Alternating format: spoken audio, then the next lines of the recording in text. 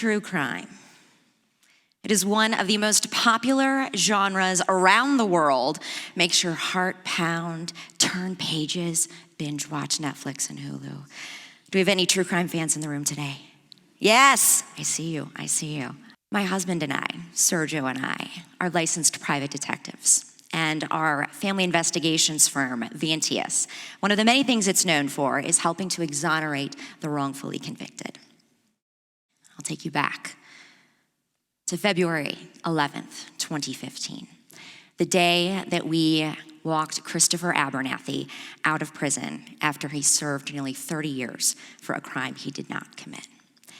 It was a cold February day, and we picked his mom up, Anne, to go to the courthouse. And Anne was this little thing, shock of white hair, spunky personality, amazing. And we walked the steps into the courthouse, the same courthouse where 30 years earlier, she heard the gut-wrenching sentence that her son was going to be serving life without parole. But today was a better day. We sat in the courtroom. She squeezed my hand, leaned in, and said, "Is it really happening today? Is Chris really coming home?" He squeezed her hand, leaned back, and said, "Yes, he really is." The judge vacated his sentence, and we went straight to the courthouse. Now that his conviction had been vacated, we went to pick him up. Even the television crews started coming in. We walked inside. Chris came around the corner, and it was as if time stood still. He bent down and gave his mom the biggest, most beautiful hug ever. You see, Anne had recently been diagnosed with stage 4 lung cancer, and she did not have long to live. But she hung on to walk her son out of prison. And the first meal we were going to have had been something in the works for 10 years planning. Real meat, real fries. So we went from a maximum security prison straight to a 5-star hotel at the Four Seasons Chicago, which at the time had amazing made from scratch burgers, hot dogs, fries, the ketchup made with like balsamic and all of that jazz. The fries that when you would smell and breathe it in, you could get the salty savoriness, the sweetness, crunch through the crispy outside, the smooth inside. You know what I'm talking about. He had all of it. We enjoyed it all. And then he ordered one of each kind of chocolate dessert on the menu because why not? It'd been almost 30 years. And then with a sugar rush from God, we walked over to the bar area to watch the footage of all of us walking out together and toasting to his new chapter of life. Now, thanks to the magic, the neuroscience of storytelling, even though you weren't with us physically on this cold February day, all of you have just had a true detective experience. Because there's a magic to storytelling. It's not just about sitting around a campfire and feeling good. There is a neuroscience.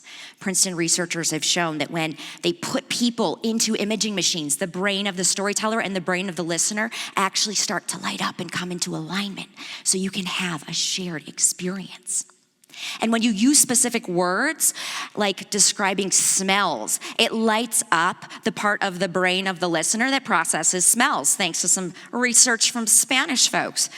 Who here craved French fries, if even for a little bit? Yes, right? Totally. It works.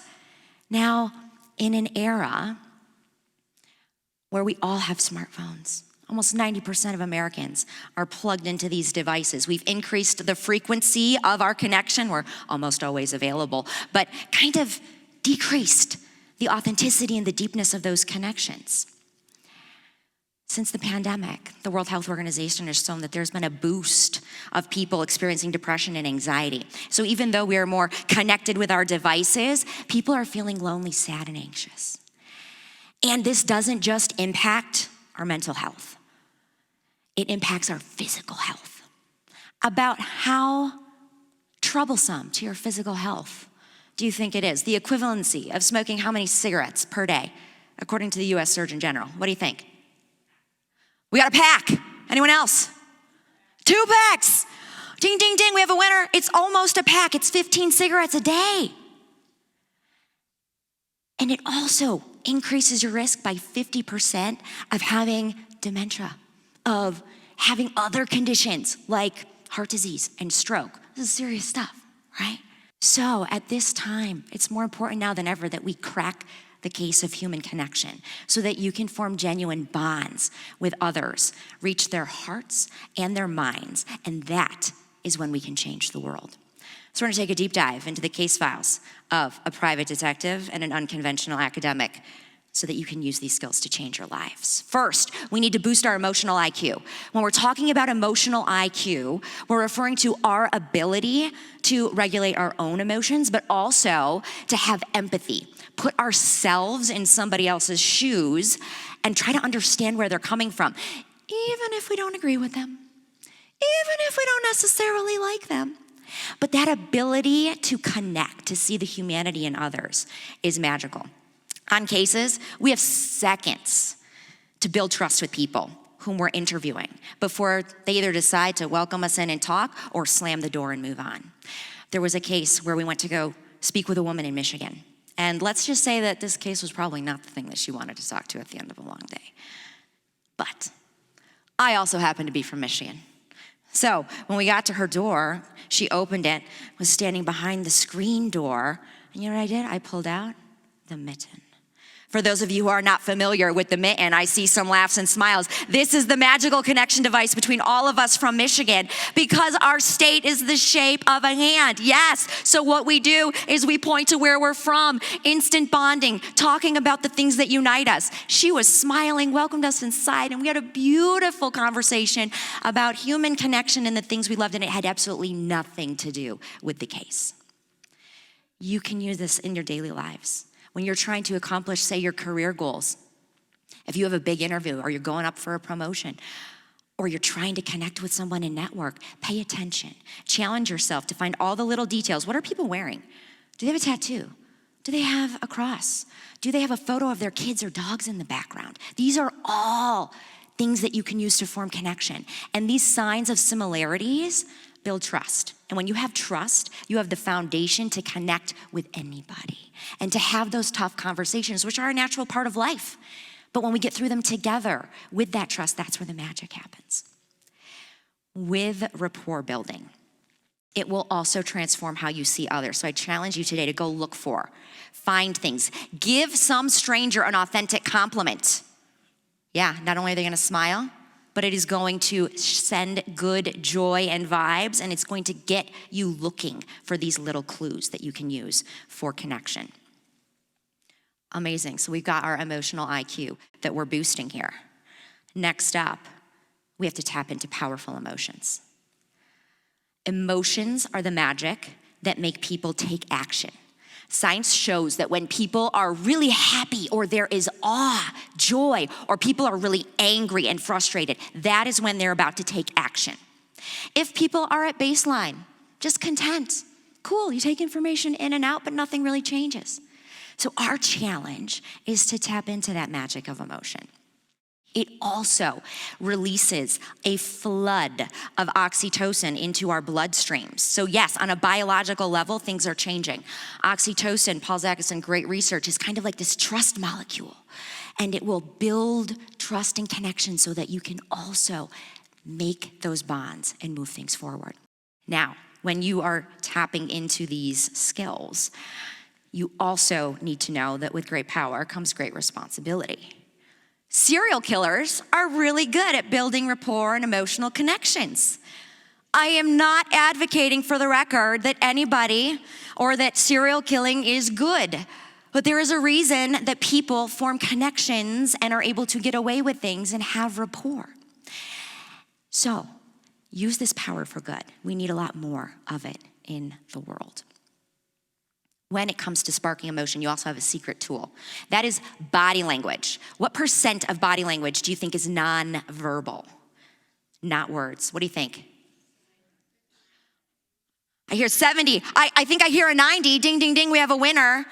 Experts estimate more than 90%. So it's almost more important how you are saying something than the actual words you are saying. I worked with a CEO who wanted to help increase his on-camera presence. And we started with a video he made for volunteer appreciation. Yay, right? We hit play, and I turned the volume off. And then we looked at him standing there, ostensibly talking about all the ways he was happy and appreciated all of these people for coming and volunteering. When we turned it off, he goes, oh my gosh, I look like I'm angry at these people. Not that I appreciate them. And yes, you have to sync up our emotions. You can be a professional, you can be authentic, and have emotions and form those bonds and connection. And that brings us in to the magic and the power of storytelling. Stories unite us, remember. They form those bonds. You can have those shared experiences. And the key ingredient to every great story is not silence, conflict. If Romeo and Juliet got married, their families loved each other, they ran off into the sunset, do you think we'd still be talking about that story today? Heck no. Conflict is the best thing that ever happened to you in your life story or in your career or anything else, because it gives people something to unite around. And when we're even talking about those emotions and that connection, I promise you the grieving mother over here in this part of the world has so much in common with the grieving mother over here in this part of the world, even if they don't speak the same words, the same language in that sense. It's the same language of the heart that is connecting them. And when we're talking about conflict and emotion, it can really help people lobby to help you accomplish your goals. So for example, I had a researcher I worked with who was trying to get funding for her projects. And she was trying to create a talk for donors. And she was talking about how, as part of the problem, people would experience death. And I said, whoa, wait a second. You mean people are dying? She said, yeah, but it makes me really uncomfortable to say that. People are dying. I said, you should feel uncomfortable. You're human. People dying is bad. And you know what? You should feel uncomfortable saying it. Your audience should feel uncomfortable hearing it so that people can rally around the cause and unite and move things forward. Make people the hero in their own story when you're telling it. Be the Yoda to their Luke Skywalker, the genie to their Aladdin, the fairy godmother to their princess. Insert whatever analogy you want here. But when you help people become the hero in their own story, they want to bring you along and also join your team. So if you're looking to, again, get that job, that big promotion, if you can find out and explain to your boss how that problem they have that they want to use to get their careers forward, you can help them do that. Guess what? You just formed a powerful ally. We've done some of these cool approaches to storytelling at the University of Chicago, where I co-built the Science Communications program and work at the Institute for Translational Medicine, fueled by the National Institutes of Health to improve people's health and get science breakthroughs made. Was first, let me introduce you to Scoozie, the coolest rescue pit bull of all time. She's our dog. And during the pandemic, noticed that when we went outside to go for walks, oh my gosh, everyone started coming out of the woodwork, right? We were all trapped inside. No one wanted to be inside anymore. So when everyone came out, Scoozie just got her model walk on to go down the street and have everyone see her and pet her and get her human loving on. Loved every second of it. And I thought, oh my gosh, what would happen if all of us got sick and we weren't here anymore? Scoozie would be pretty darn sad. And with that, the narrative, the story of the dogs mobilizing to save their humans from diseases was born. Because it takes almost 10 years to get something from the lab into the real world. And one of the big slowdowns is that people are donating, which is fine, but they're donating to studies and then there aren't humans that know how to connect to actually participate in those studies. So there's a big slowdown. So we built a matchmaking platform where humans can sign up and connect with the studies and the health causes they care about the most. But this case right here, the dogs were mobilizing to save their humans and telling them to go sign up. They were like, wait a minute, I can't have a world without humans. They give epic belly rubs. They opened the peanut butter jars because we got no thumbs. And yes, everything was in doggo lingo, that recognized internet pet meme language. You go big or go home, right? So the dogs were telling their humans, real dogs, real humans, sharing the things that they loved about each other and the health causes they cared about the most. They were the heroes in their own story. And they went around finding their signs, their things downtown, were posting on social media, letting people know. It was magical. And you can use all of these skills in your lives as well. We have a choice. We can either accept the template of our life story that society shoves at us.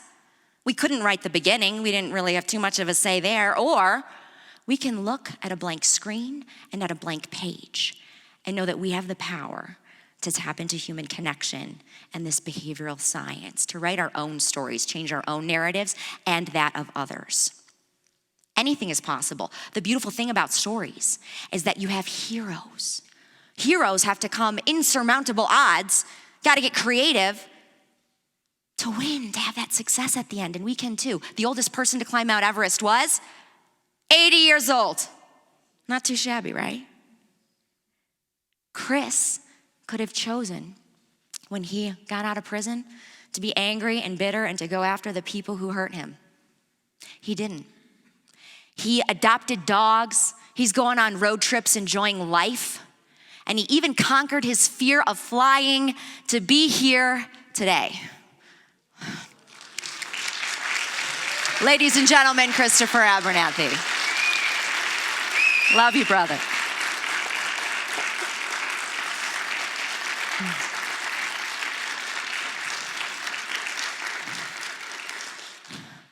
An amazing story. And all of you can do the same. So what are you going to do? What is one person whom you need to connect with?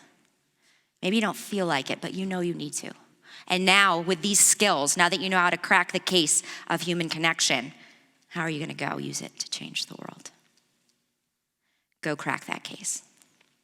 Thank you.